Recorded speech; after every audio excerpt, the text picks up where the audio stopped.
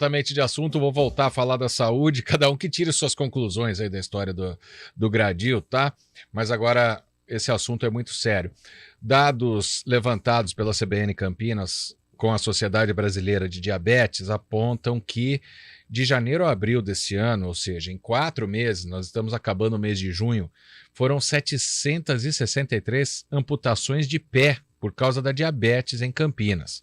No mesmo período, em 2022, 1.133. Dados apenas do SUS. Nós vamos conversar agora com o médico endocrinologista Fernando Valente, que é membro da diretoria da Sociedade Brasileira de Diabetes. Doutor Fernando, boa tarde. Obrigado por nos atender aqui no estúdio CBN. É um número extremamente assustador, principalmente quando a gente sabe, né, pelo menos é dito que a diabetes é uma doença silenciosa, né? Tantas pessoas tendo que amputar o pé, né? Isso acontece por quê? Por uma questão genética, porque não tratou a doença? Gostaria que o senhor explicasse isso para a gente. Bem-vindo ao estúdio CBN. Boa tarde, é um prazer estar aqui com vocês. Olha, primeiro que o diabetes é uma doença silenciosa. Então, muita gente tem já a doença e não sabe que tem. Praticamente cada uma pessoa que tem a doença e sabe, tem uma outra que tem também e não sabe. Então, esse avanço cronicamente, essa elevação do açúcar no sangue cronicamente, isso vai causando lesão dos vasos sanguíneos dos pés, das pernas, assim como leva do coração, dos rins, do cérebro, etc. E também essa elevação de açúcar ela vai causar danos aos nervos que vão dar a sensação ali para a pessoa, então, de quando você pisa em alguma coisa, você imediatamente sente, e se você pisar numa pedrinha, você vai sentir essa pedrinha e vai tirar a pedrinha do seu pé. Então, o que acontece é que a pessoa com diabetes vai perdendo a sensibilidade tátil, certo? Térmica também, ela pode queimar o pé no local onde está mais quente e ela não percebe. E também pode, ao longo da jornada de vida do diabetes, tendo alguma deformidade nos pés. Então, tanto a questão da inervação, quanto dos vasos sanguíneos, quanto da deformidade dos pés, pode levar ao aparecimento de uma lesão mais séria e levar à amputação. É importante dizer aqui que, sim, tem gente que tem uma predisposição genética maior, certo? Mas está muito ligado ao grau de controle do açúcar no sangue. É possível adiar, retardar ou prevenir o aparecimento dessas lesões, tendo um bom controle do açúcar no sangue ao longo dos anos. E aí, no caso, a pessoa que tem o diabetes diagnosticado, ela já deve, né, controlar, ela já controla provavelmente porque passou por médico, né, já tem as aplicações de insulina, né, e as pessoas que ainda não sabem que tem, né, não há nenhum, eu sei que não há sintoma porque o senhor explicou que é silencioso, mas não tem nenhum, sei lá, não é gatilho a palavra, mas alguma coisa que possa fazer a pessoa desconfiar que ela está com diabetes e poder começar a tratar o quanto antes para evitar uma amputação, para evitar uma perda de visão, né? Que são muitas doenças aí que o diabetes traz. Olha, a maioria não tem sintomas, tá? Mas tem uma parcela que tem sintomas que esses sintomas aparecem quando já há um grau de perda da função do pâncreas muito elevado. Então, vamos falar aqui, basicamente, existem dois tipos principais de diabetes, o tipo 1 e o tipo 2. Tem mais de 50 tipos, mas os dois principais são esses. O tipo 1, a pessoa descobre quando tem apenas 10, 20% da função do pâncreas. Então, já aparece a doença com sintomas. Sintomas de uma sede muito grande, uma vontade de urinar frequente, a pessoa acorda à noite muitas vezes para urinar, sente fraqueza, perde peso. Então, são todos sinais, manifestações clínicas classicamente ligadas ao diabetes. Isso O tipo independente. 2, Pode falar, Pode doutor, falar. por favor. Eu cortei o senhor. Fala do tipo 2, Bom, por favor. o tipo 2 quando ele aparece, quando a pessoa descobre, aí normalmente através de exames laboratoriais, essa pessoa tem ainda 50% do pâncreas, 40% do pâncreas funcionante, então ainda tem alguma, inclusive por isso que é conduzido muitas vezes sem a necessidade de insulina. Pode até evoluir para a necessidade de insulina, porque ao longo da vida nós vamos perdendo a capacidade de produção da insulina, assim como perdemos músculo, perdemos osso, faz parte do envelhecimento. Então, o diabetes tipo 2, ele normalmente é flagrado num exame laboratorial. Se a pessoa não faz nunca o exame, realmente ele pode identificar já num estágio mais avançado. Agora, esses sintomas que eu falei são sintomas clássicos.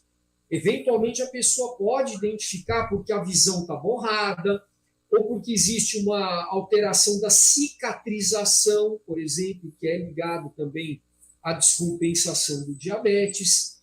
Mas o ideal, por ser uma doença silenciosa, é que toda pessoa, por exemplo, acima de 45 anos, independente de ter ou não parente ou fator de risco, façam o exame de sangue, a dosagem de açúcar no sangue, para descartar a possibilidade de aparecimento dessa doença. Agora, independentemente da idade, se a pessoa está acima do peso, ela tem que ter uma preocupação maior. Nós temos visto jovens já com pré-diabetes, com diabetes, tá? Porque estão acima do peso e tem algum outro fator de risco, ou fumam, ou são sedentários, ou tem pai ou mãe com diabetes, ou que já tem uma outra manifestação, um aumento de pressão arterial, ou uma alteração da gordura no sangue, colesterol, triglicérides. Então, se essa pessoa tem excesso de peso,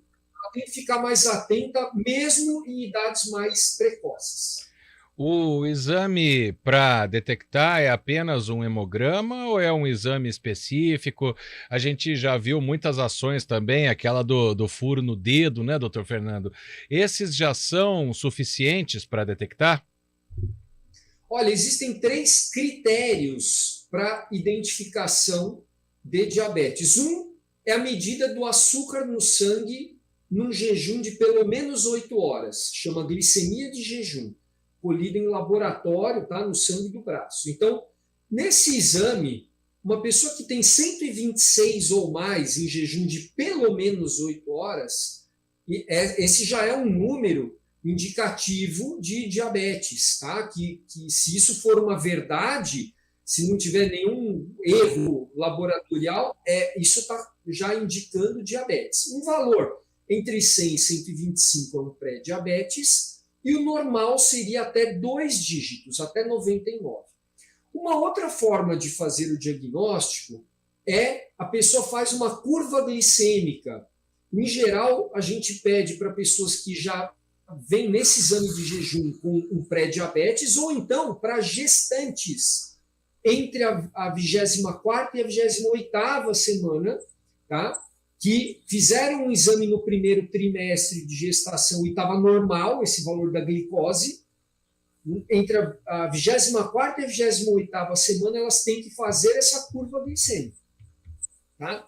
Então, aí existem valores específicos na gestação, que é diferente de fora da gestação. Então, fora da gestação, a pessoa tem 2 horas depois de tomar uma quantidade específica de glicose, que são 75 gramas de glicose. Se tiver 200 ou mais, já é diabetes. E uma terceira forma é um exame que a gente usava só para seguir quem já tinha o diagnóstico de diabetes, chamado hemoglobina glicada, mas que passou a ser utilizado também como triagem para diagnóstico.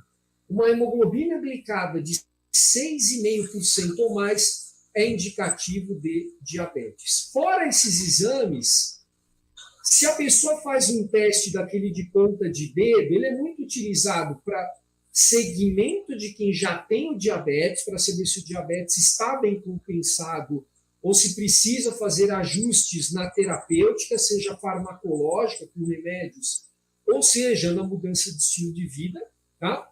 Ou também é utilizado em campanhas para identificação do diabetes. Então, em campanhas, quando a pessoa tem esse valor da glicose na ponta de dedo, acima desse valor de 200, isso já seria compatível com o diagnóstico de diabetes, principalmente se a pessoa tem alguns sintomas que eu relatei há pouco.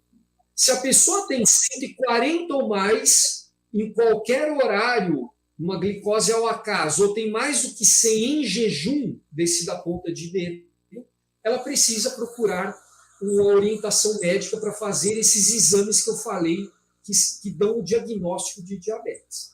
Doutor Fernando, para a gente fechar, né, que nós começamos da situação mais assustadora, que é a amputação do pé, o senhor já explicou isso, por que acontece.